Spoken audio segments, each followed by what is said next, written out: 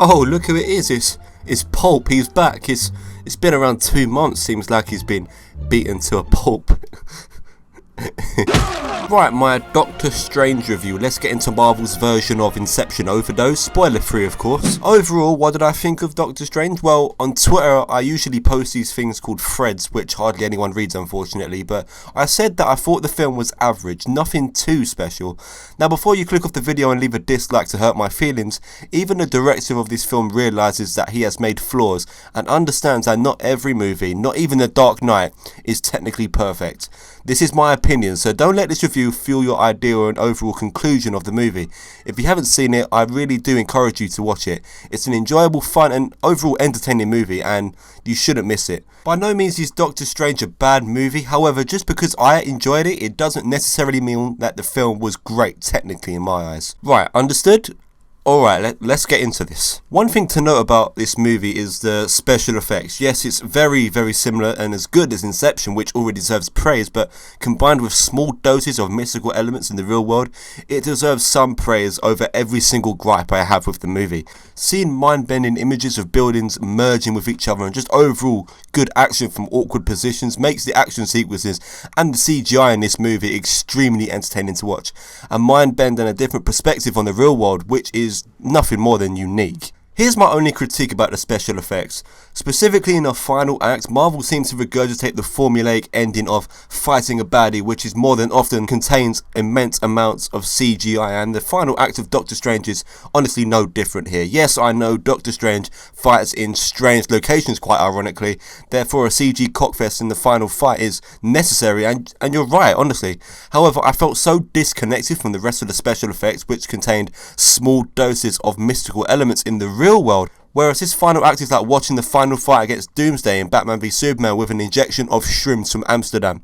Despite the scenes being very colourful and vibrant, it's very unrealistic, and I would have preferred a final fight which somewhat resembled the rest of the special effects in the film. The sense of directorship and illusion in this movie is definitely present, as Scott Derrickson likes to add his own taste, which adds a lot more benefit to this film.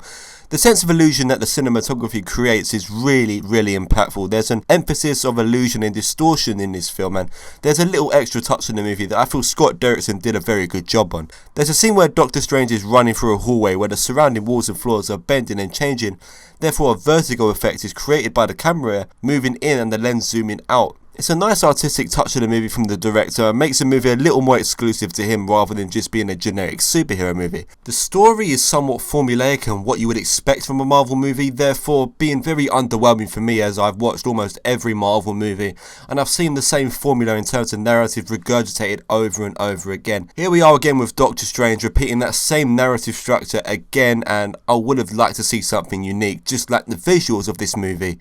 This movie is technically a rehash of Iron Man 1, except Iron Man 1 does it a lot better. The script does try to be unique by introducing some aspects of time manipulation, but by the end of the movie I just feel like I can't connect the dots in terms of what happens, and it just gets very confusing for me. Just connecting the dots and trying to make sense of this time manipulation was very, very strange.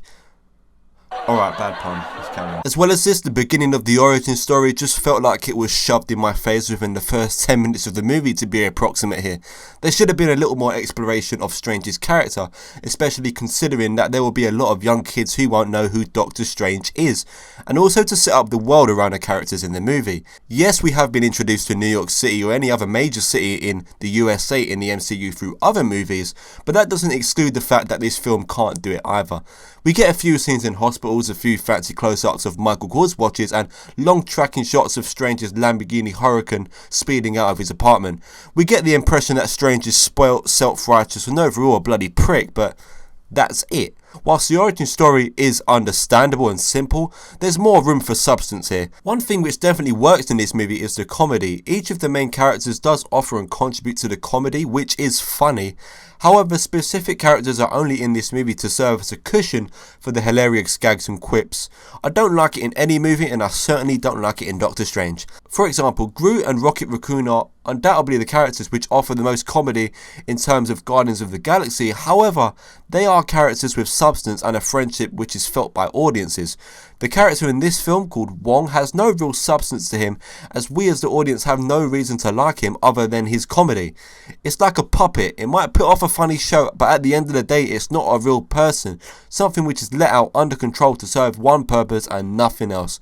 I do feel sorry for young Wong. Despite me not liking that certain character in any movie, the comedy and quips that are made by Doctor Strange and the other characters in the film are genuinely funny, and I really did enjoy that aspect of Doctor Strange.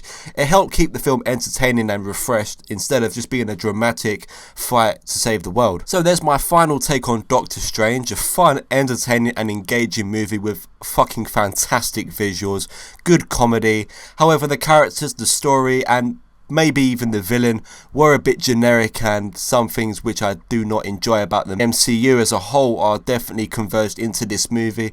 I feel like with the unique character of Doctor Strange, they could have done something a little more explorative and a little bit more unconventional with this movie. However, I did enjoy it. I think it's a fun movie. Hope you guys have enjoyed this video, and if you did, make sure to slap a like on this video and subscribe to my channel for more content in the near future. I may end up making a spoiler talk video on this movie once it's come out in the US, just because a spoiler talk here would be very unnecessary and I might end up spoiling the movie for others, so I don't want to do that until the movie's out for everyone. But thanks for watching, guys. Hope you have enjoyed, and I will see you in the next video.